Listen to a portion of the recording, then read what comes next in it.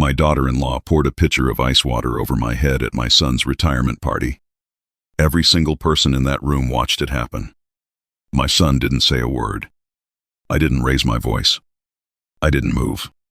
I just picked up my napkin, dried my face, and said 4 words into the microphone that made her go completely still.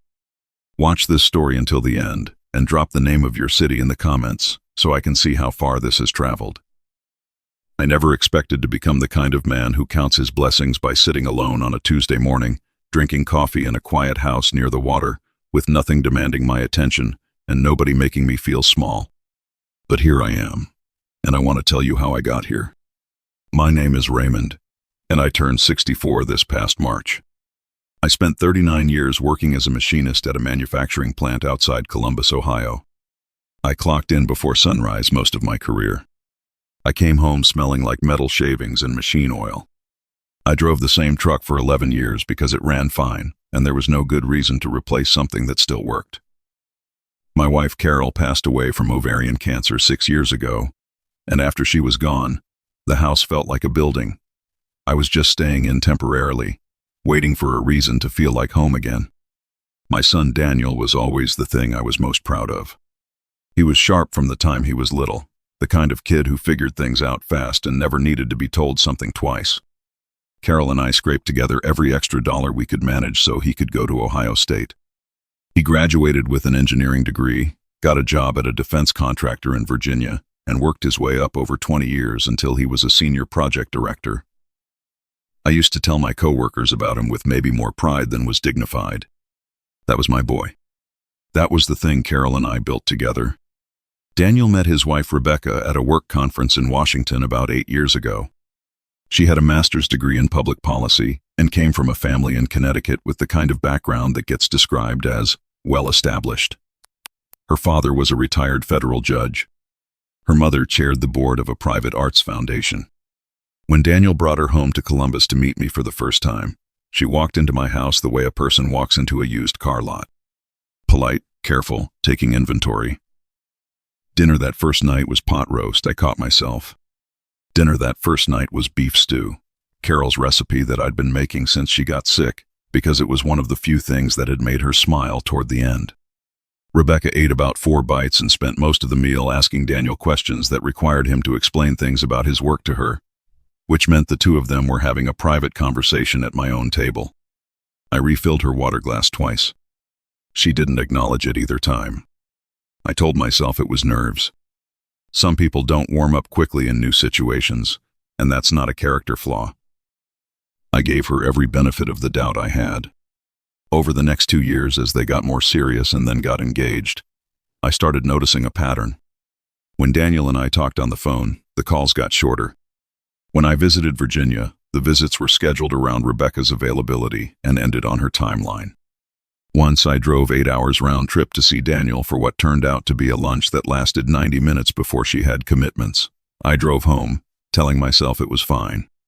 That's what I did. I told myself it was fine. The shift became impossible to ignore after the wedding. They got married at a vineyard in the Shenandoah Valley. It was genuinely beautiful. I wore the gray suit I'd bought for Carol's funeral because it was the nicest one I owned, and I stood in the front row and cried. Not embarrassed about it at all, because my son was happy and Carol would have been so proud she couldn't have stood it. At the reception, Rebecca's father gave a long toast about Daniel's achievements and what a perfect match he was for their family.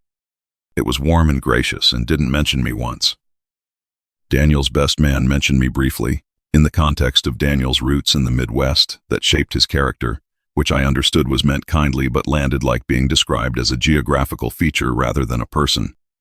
After that, things changed incrementally, the way things change when nobody announces the change. Daniel started saying things like, "we feel," instead of "I think." He started referencing Rebecca's opinions on decisions the way a man reads from a prepared statement. When I mentioned I'd had a health scare, nothing serious, and a cardiac stress test that came back fine, he called back 3 days later, with a list of questions Rebecca had written down, about my insurance coverage, and whether I'd updated my will recently. I remember hanging up the phone and standing in my kitchen for a long time, staring out the window at the backyard where Daniel used to play. I thought about what Carol would have said. She always had a clearer read on people than I did. She would have seen this coming and tried to warn me gently, and I probably wouldn't have listened. The retirement party was Daniel's idea, or so he said. He called me 6 weeks before the event to tell me he and Rebecca were throwing me a celebration for finishing out my career. 39 years, he said. That deserved to be honored. I was genuinely moved. I thought maybe I'd been reading too much into things, being too sensitive, letting loneliness make me suspicious of people who didn't deserve it. The party was held at a private event space in McLean, Virginia, on a Saturday evening in September. About 60 people were there, mostly Daniel and Rebecca's colleagues and social circle, a few of Rebecca's family members, and a handful of people Daniel had stayed close with from college. I knew almost nobody. I arrived early and stood near the entrance feeling like a man who'd showed up to the wrong address. Rebecca's friends were the kind of people who ask what you do within 30 seconds of meeting you and then recalibrate their interest based on the answer.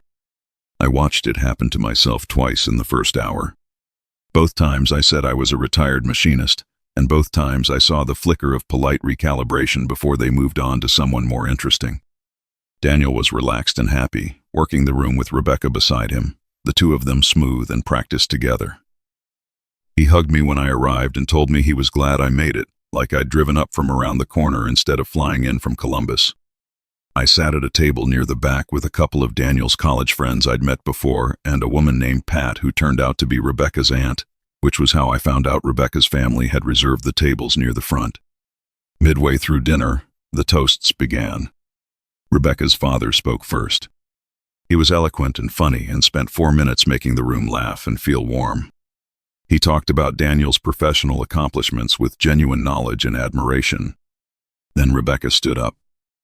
She talked about what this milestone meant, what she and Daniel were looking forward to now that he'd reached this point in his career, their plans to travel, their plans to renovate their house in Bethesda, the life they were building together. It was a beautiful toast. My name was not in it. Then the MC, someone Rebecca had hired for the event, announced that there would be an open microphone moment. People started going up, Daniel's former colleagues, a couple of his college roommates, his boss, who flew in from California. Each one was warm and specific, real memories and real affection. I hadn't planned to speak. I hadn't been asked to speak, and I'd decided before I came that I would not impose myself on a room full of people who didn't know me. But one of Daniel's old college friends, a man named Gary, who I'd always liked, caught my eye from across the room and started pointing at the microphone with raised eyebrows. He was asking me silently if I was going to go up. I shook my head. He stood up anyway and said into the room, "Is Daniel's dad going to say something?" "Come on, Ray." And the room turned and looked at me. I stood up. I walked to the front.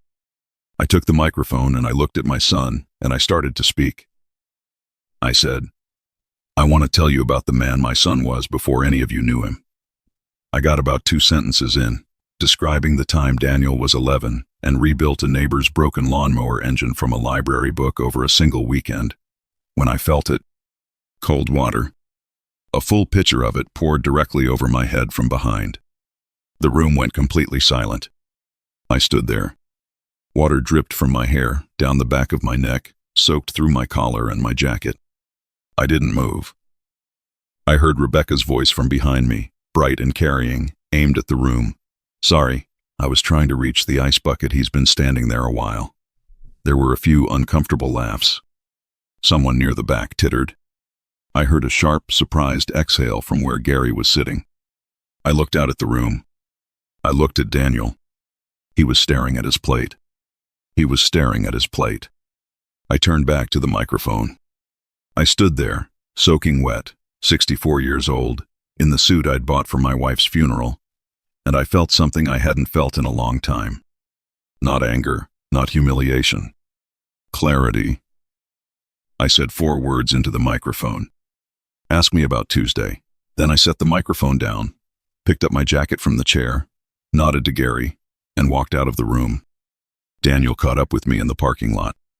He was flushed and talking fast, apologizing and explaining simultaneously, the way he used to when he was 12 and had broken something and needed me to not be angry before he'd had a chance to explain. "Dad, it was an accident. She didn't mean the ice bucket was right there and she just, Dad, please come back inside." I looked at my son. He was 53 years old and he was asking me to come back inside so that his wife would not have to deal with the consequences of what she'd just done. That was what he was asking me. Not what had happened to me. What it would cost him if I stayed gone. "Tell Rebecca I'll be in touch," I said. I got in my rental car and drove back to the hotel. That night, I called my lawyer. His name was Gerald Hooper, and he'd been handling my affairs for 12 years, since Carol was diagnosed and I'd needed to get organized quickly in a way we hadn't been before. Gerald was thorough and careful and had become something close to a friend, in the way that professionals become friends when they've been with you through difficult things. "I need to talk to you about the will," I told him. "And about the Tuesday account." Gerald was quiet for a moment. "How soon do you want to meet?" "Monday," I said. "Here's what Daniel and Rebecca didn't know, and what I want to explain carefully so you understand how it happened. When Carol died, I sold our house in Columbus and bought a smaller one. The sale generated more money than we'd expected, because we'd bought the house in 1987 for $62,000 and the neighborhood had changed considerably over 35 years. After the sale, after the smaller house, after everything settled, I had a significant amount of liquid capital that I genuinely didn't know what to do with. My brother-in-law, Frank, Carol's younger brother, had spent 20 years as a commercial real estate broker in Indianapolis. In the months after Carol died, Frank used to call me every Sunday just to check in, which was more than most people managed. During those calls, he'd talk to me about properties he was working on, small commercial buildings, mixed-use developments, the way other people talk about the weather, not expecting me to care, just filling the silence companionably. I started asking questions. Frank was surprised at first, then pleased. He explained things patiently and clearly, the way he'd learned to do with clients. I started doing my own research. I was retired from the plant by then, had more time than I knew what to do with, and I've always been the kind of person who learns by doing. I bought my first property 3 years ago, a small strip of commercial units in a suburban Indianapolis neighborhood that Frank identified as undervalued. The rent income was modest but reliable. 8 months later, I bought a second property, then a third. I was careful and conservative and asked Frank to review everything before I moved. What I hadn't fully tracked, because I was doing this quietly and not paying close attention to the total, was how quickly it compounded. Frank pointed it out to me 14 months before the retirement party, during one of our Sunday calls. "Ray," he said, "do you know what your portfolio is worth right now?" I didn't. Exactly. I knew the pieces, but I hadn't added them up lately. The number Frank gave me was not the number I expected. I sat with that information for a while. I didn't change anything about how I lived. I still drove the same truck. I still went to the same diner on Friday mornings. Part of me wanted to tell Daniel, to share the news the way I'd have shared it with Carol, just because something significant had happened, and he was the person I'd have called. But every time I thought about making that call, I remembered the 3-day delay after my cardiac stress test and the questions about my insurance coverage and my will, and I kept the call to myself. Now I need to tell you about Tuesday. 4 months before the retirement party, Daniel called me on a Wednesday evening. He was warm and engaged in a way that was slightly different from his normal register, and within 10 minutes he'd steered the conversation to my finances in a way that felt prepared. He asked if I'd thought about consolidating my accounts. He mentioned that Rebecca's cousin was a financial advisor who specialized in estate planning for retirees. He said it might be worth a conversation, just to make sure everything was properly structured. I said I'd think about it. The following week, Rebecca called me directly, which she almost never did. She was pleasant and solicitous, asked how I was feeling, how the Columbus house was, whether I was getting out enough. Toward the end of the call, she mentioned her cousin again, casually, almost as an afterthought. She said he was very good and had helped several people in my situation. I said I'd think about it. 2 weeks after that, I got a visit I wasn't expecting. A young man named Christopher showed up at my front door on a Tuesday afternoon with a business card, a leather portfolio, and the particular brand of practiced warmth that certain salespeople develop. He said Rebecca had mentioned I might be interested in reviewing my estate planning strategy, and he happened to be in Columbus and thought he'd stop by. I let him in. I made coffee. I listened to him for 45 minutes. He was thorough and professional and clearly knew his subject. He was also clearly trying to understand the full scope of my assets in a way that went beyond what an estate planning consultation typically requires. He asked about real estate holdings 3 different times, phrased differently each time. He asked whether I had any investment accounts outside my primary bank. He asked whether I'd considered setting up a trust with a family member as trustee for simplicity of management. After he left, I called Gerald. Gerald listened to everything I'd described. There was a silence when I finished. "Ray," he said, "I think you should let me do some research." What Gerald found was not illegal, technically, but it was a pattern. Rebecca's cousin Christopher had been named as financial advisor for 3 other elderly clients in the past 6 years. In 2 of those cases, significant assets had been moved into trusts or managed accounts that benefited family members of the advisor within 18 months. In the 3rd case, the client had passed away, and a dispute over the estate was still unresolved.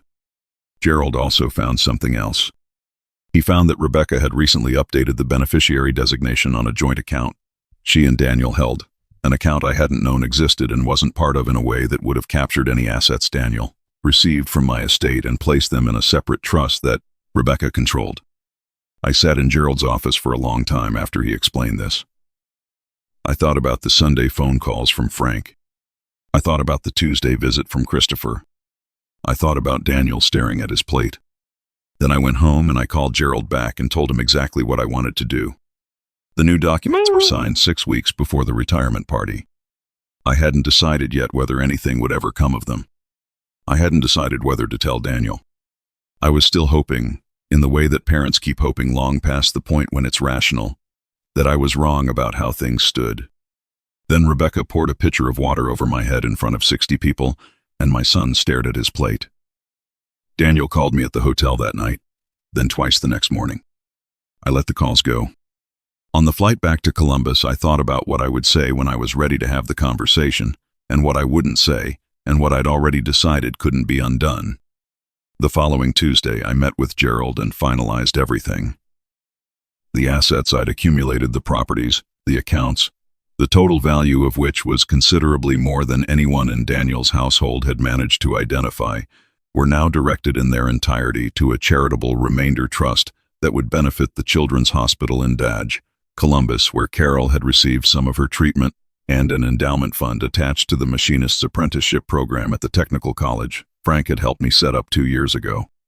Daniel would receive a specific bequest, enough to be meaningful, not enough to be what anyone had been planning for. I didn't call to tell him. I went back to Columbus and started living my life.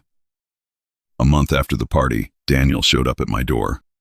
He looked tired in a specific way, not from lack of sleep, but from sustained stress, the kind that hollows a person out gradually. He was alone. He said Rebecca was at home. He said they'd been talking and he needed to see me in person. I made coffee. We sat at the kitchen table. He started by apologizing for the party, a careful, lawyerly apology that acknowledged what happened without specifying what had happened or who had done it. I let him finish. "I want to understand what you meant," he said. "The 4 words. Ask you about Tuesday," I said. "You know what Tuesday means." He was quiet. Christopher's visit, among other things. Another silence. "Dad, that wasn't Rebecca thought she was helping. She knows I worry about you being on your own and she thought getting your finances in order." "Daniel," I said, "how long has Rebecca's cousin been listed on that joint account paperwork as beneficiary advisor?" He looked at the table. "How many times did you ask me about my will in the past 2 years? He didn't answer. "When I told you about the stress test," I said, "it took you 3 days to call back. When you called, the first question was about my insurance. I was worried. You were worried about the wrong things," I said. "That's different from not being worried." He was quiet for a long time. When he looked up, his face had changed. The practiced composure was gone, and for a moment I saw the 11-year-old who used to bring me things he'd fixed just because he wanted me to see them. "I don't know when it started," he said, and his voice was different. "I don't know exactly when I started seeing you the way she sees you. How does she see me?" He thought about it. "Like a loose end," he said finally. "She talks about things in the future as if you're a variable that needs to be managed. Not a person. A variable." I looked at my son. "Did you know about the pitcher?" I asked. Was that something you knew about in advance? No, he said, and I believed him. I didn't know. And when it happened, I didn't. He stopped. That? You stared at your plate. I know. He put his hands flat on the table like he needed something solid. I know, Dad. I don't have a good reason for that. I was afraid of what would happen if He stopped again. That's not an excuse. No, I said. It's not. We sat with that for a while. The will, he said eventually. Is it? It's done, I said. It's been done for about a month. What does it say? I told him. He didn't argue. He didn't raise his voice. He sat with the information, and I watched him absorb it, and I could see him doing the calculation, not the money calculation, but the other one, the one about what he'd traded and whether it had been worth it. I had spent enough years around machinery to know when a mechanism had reached the end of what it could sustain. I'm not doing this to punish you, I said. I want you to understand that. The money was always going to do more good somewhere else than it was going to do sitting in a trust account waiting for me to die. That was true before any of this. This just made the decision easier. And you and me? He said. Is that done too? I looked at my son, 53 years old, sitting at the table his mother used to cook at, asking me the question he should have asked 6 years ago, or 4 years ago, or the night Rebecca poured water on my head and he looked at his plate. That depends on you, I said. Not on what's in any document. On whether you can be honest with me about what's happened in this myth of marriage and what you're willing to do about it. Not for the money. The money is gone. For the question of who you want to be when you're my age. He didn't answer that day. He said he needed time to think, and I told him that was fair, and he drove back to Virginia. I walked out to my backyard and stood there in the late October afternoon and thought about Carol, like I do most days, and wondered what she'd think of where we'd landed. 6 weeks later, Daniel called me on a Sunday. He called in the morning, which used to be when we talked, before things changed. He said he and Rebecca were seeing a marriage counselor. He said some things had come to light during those sessions that he was still processing. He didn't go into detail and I didn't ask. He asked if he could come visit at Christmas. I said, yes. Rebecca called me 2 days after that. She was formal and brief, and what she said was prepared, I could tell, but she said it. She said she owed me an apology for what happened at the party. She said she had behaved in ways she wasn't proud of, and that she understood if my trust in her was not recoverable. She did not mention the will or the money or Christopher. She said she hoped we could eventually find a way to be in each other's lives that was honest. I thanked her for calling. I told her I hoped so too. I don't know how the rest of that story ends. Some things need more time than I have the patience to describe. What I know is that I'm not waiting for its resolution to feel okay. I moved 6 months after the retirement party, not running from anything, but because I had always wanted to live somewhere near water, and Carol and I had always said someday, and someday had been accumulating for long enough. I have a house in North Carolina now, small and well-built, with a back porch that looks out over a marsh. I drink my coffee there in the mornings and listen to the birds, and I am not managing anyone's feelings or measuring my words or calculating how to be someone that doesn't embarrass the people around me. I am just Raymond, who retired after 39 years and made some good investments and lost his wife too soon and is trying to use the time he has left in a way she would have respected. Frank calls every Sunday, same as always. Gerald checks in when anything needs attention. I've started volunteering 2 mornings a week at a financial literacy program for seniors at the community center in town, not as an expert, I'm not that, but as someone who learned some things the hard way and can sit with other people who are figuring out similar lessons. I met a woman there named Alice who'd spent 4 years trying to talk herself out of what her son was doing to her accounts, the same way I'd spent 3 years talking myself out of what I was seeing with Daniel and Rebecca. We have coffee sometimes after the sessions, and we don't have to explain very much to each other.